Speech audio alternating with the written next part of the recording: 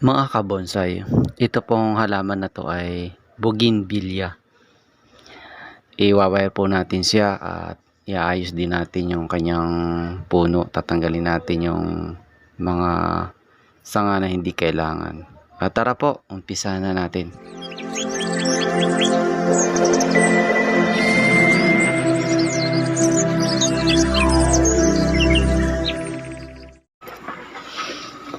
Ito mga kabonsai, tatanggalin natin tong sanga na to na tumubo sa ibaba.